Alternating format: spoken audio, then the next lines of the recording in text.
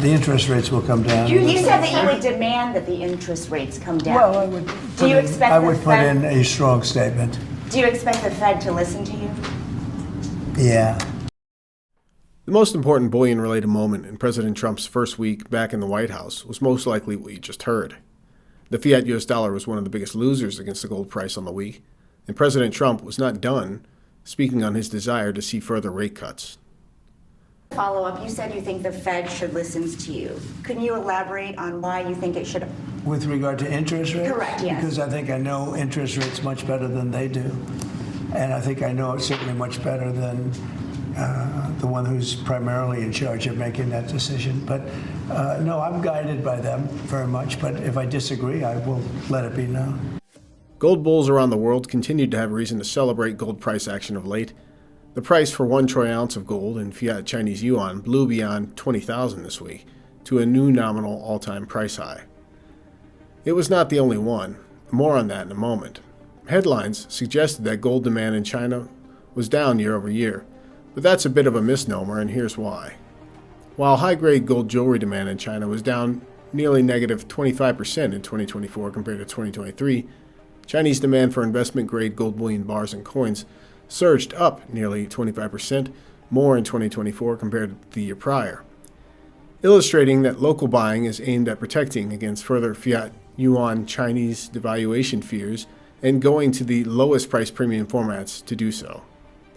Data for Chinese gold imports in 2024 were just barely below the year prior, and again the key difference being the surge in retail gold bullion buying as the fiat Chinese yuan continues devaluing the gold.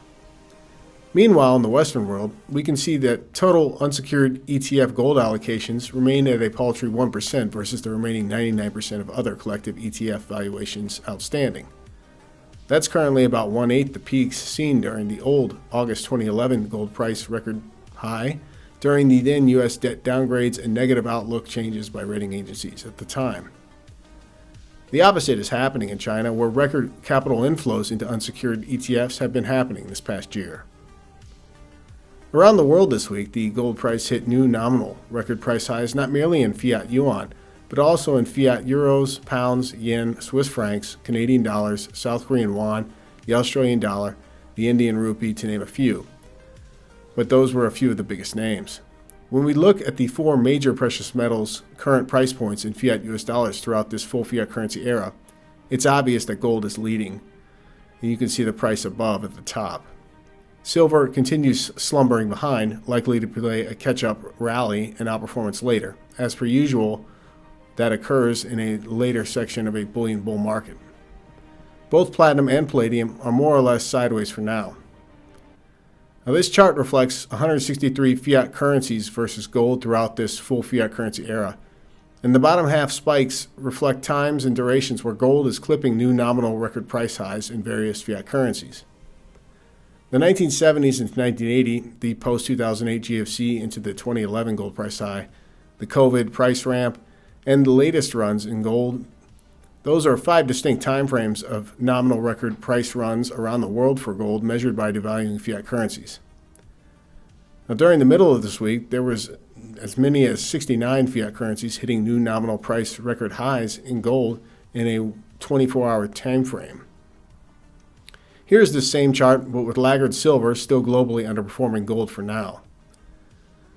Palladium and platinum are both quiet in terms of new nominal record price points, but my contention remains that in this 21st century bullion bull market, driven by fiat currency devaluations globally, it's merely a matter of time for all 3 white precious metals to eventually find new nominal price record runs as they once did throughout the 1970s. We're not even finished with the first month of 2025, and the spot gold price in fiat US dollar terms is already about to fill the top price wick from 2024, suggesting that much more stair-stepping to come, especially if and when President Trump gets his way with future rate cuts. Stick around. On the other side of this break, we will again hear from Daniel Gali, Senior Commodity Strategist of TD Securities, as he recently made more public comments on the growing disconnects in the silver and gold markets at the moment. We'll be right back.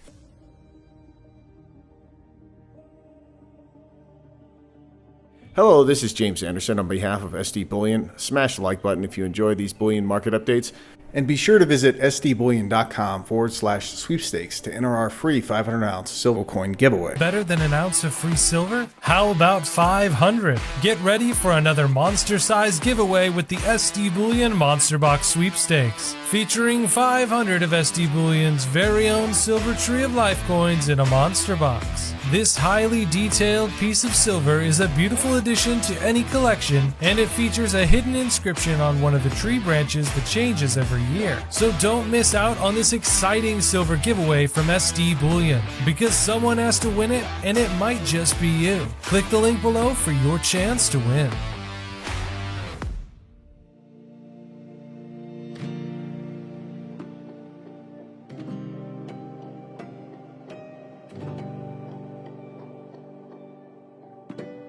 Both silver and gold were up on the weekend price action. The spot silver price finished at $30.57 an ounce bid, while the spot gold price closed at $2,771 an ounce bid, the highest weekly close all time for gold in fiat US dollar terms. The spot gold silver ratio inched higher to close at 90 on the week. More bullish base case price forecast this week, this one from NKS PAMP, a major Swiss gold refiner. They suggest a spot gold price high of $3,200 an ounce is the highest probability in their forecast for later on in this year, 2025, as further rate cuts and fiat US dollar weakness drives spot gold prices still higher later on in the year. They even go as far as suggesting $3,500 an ounce high is not outside the most bullish scenario on the year. Their base case for silver calls for a spot gold price high near $42 an ounce, with their most bullish scenario calling for a potential surge later on this year to $45 an ounce spot.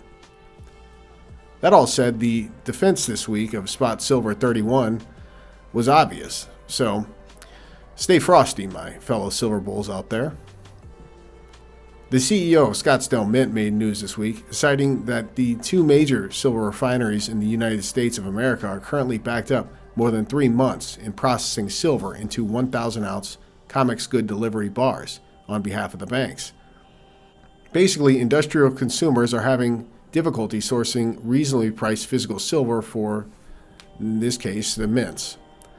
One glance at the Comex silver warehouses of late, and it's obvious that large shipments of eligible silver 1,000-ounce bars have entered the Comex system over the last month, driven by potential tariff fears, but also arbitrage profit-making premiums being paid in the United States at the moment versus over in London. Here to speak further to the more than negative 1 billion ounce silver supply deficit over the last 6 years and running is Daniel Gali, senior commodity strategist of TD Securities, from earlier on this week, speaking to silver and then later to gold. When we talk about the metals, gold often steals all the headlines. But our guest today says there's another metal that's even more interesting in this environment. Joining us now to discuss is Daniel Gali, Senior Commodity Strategist with TD Securities. Daniel, great to have you back on the program. Yeah, thanks for having me, Greg. You've been doing some interesting work recently, publishing some really interesting notes on what is happening in the silver market. Walk us through it. Sure. So I think this is the biggest story in the commodities complex today.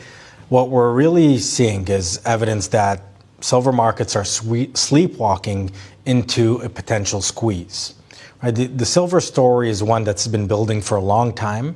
Right? This is a story about a structural deficit that for the foreseeable future will not be solved. It's the intersection of the commodity supercycle themes that you've often heard about in the context of copper, but we're now transitioning away from a demand boom that we have seen over the last 4 years and towards a different story that we can get into. But ultimately, this is a function of epic demand growth in the last several years and of a supply function that's been constrained by years of underinvestment in metals and mining. This is all now coming to a climax in silver markets, we think, in 2025. All right, so sleepwalking into what could be considered a Pandora's box opening situation. How did you've laid out the mechanics of what's happening here? How does it start to play out this year? With respect to Pandora's box being open, right? Really, the point we're trying to make here is that actually, in contrast to a lot of the other analysts on the street, we actually think that demand growth is set to slow down in silver from this moment forward. And the reason we think that is, firstly, solar, which has been contributing to the overwhelming majority of the increase in demand that we've seen over the last few years, is set to slow down. That's a function of the political pendulum swinging, but really it's mostly a function of the fact that solar is now a big industry and there's overcapacity in terms of solar production in China. That overcapacity has actually led Chinese solar fabricators to innovate and to change their technologies, and the new technologies now consume less silver per solar cell. So this is a demand story that is one that is going to slow going forward, but the fact of the matter is the cat's already out of the box. The gap between supply and demand has been built over the last several years, and a slowdown in demand isn't going to resolve that. What you would actually need is demand destruction, outright negative demand, for the market to find balance again. And that leads us to the question of, if we are in a structural deficit and even if demand is slowing, what's going to solve it? Where are we going to find the metal to satisfy these new sources of demand for silver? And ultimately, it's going to have to drain inventories, right? And here's the basic assumption that people have had for the last 20 or 30 years in silver markets, is that you can never run out of silver, right? The thinking behind that is that every ounce of silver that has ever been mined in human history is sitting above the ground in some form somewhere in the world. So you can actually never run out of it.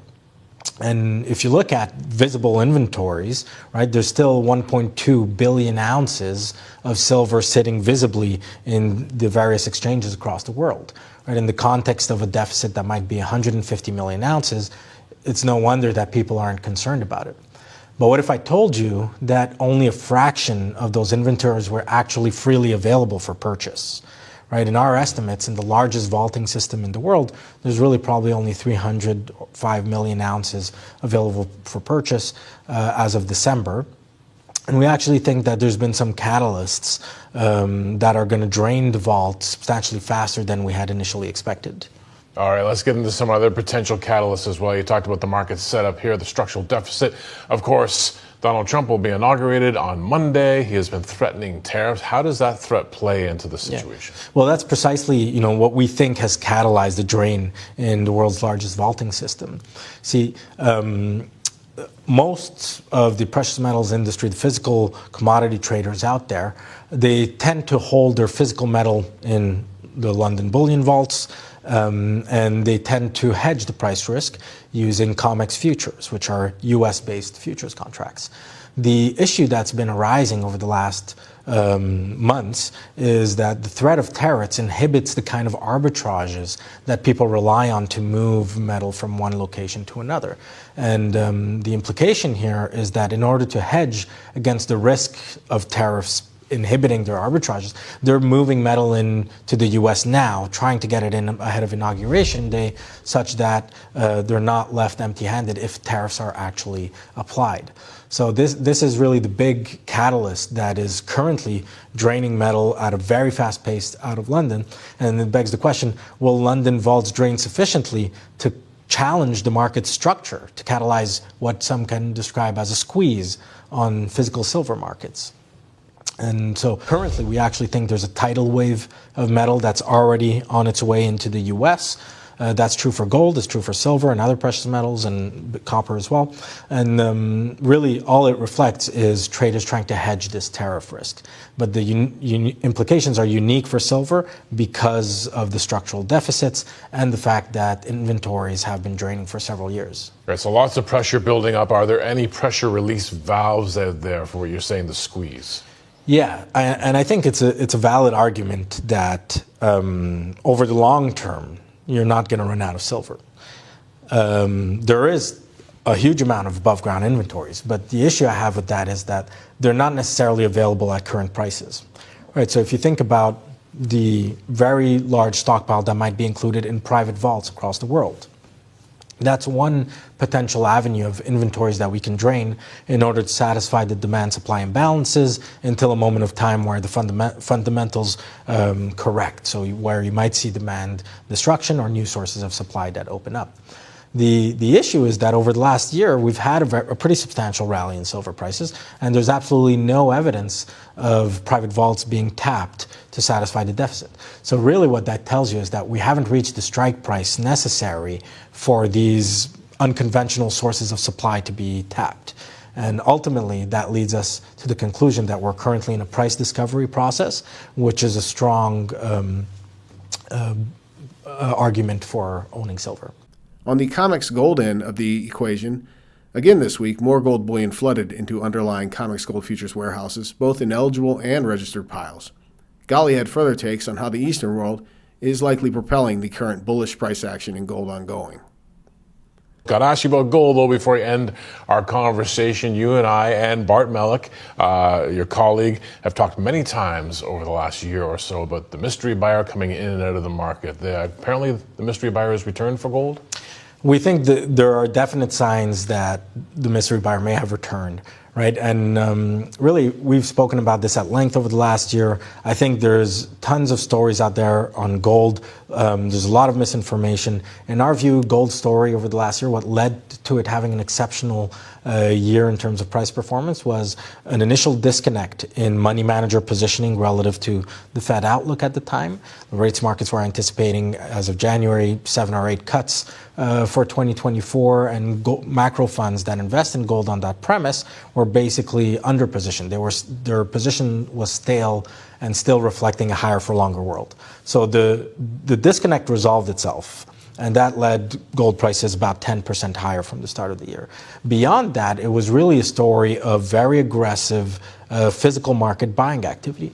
There's tons of information about the de-dollarization narrative that has led central banks to do that, but it doesn't necessarily explain the pace and magnitude of those purchases. And what we've found is a pretty striking relationship or correlation between the scale of that buying activity from what we might call mysterious to Asian currency depreciation pressures. And we're finally at that point where currency depreciation pressures in Asia are acute enough to lead us to think that the mystery buyer may be returning.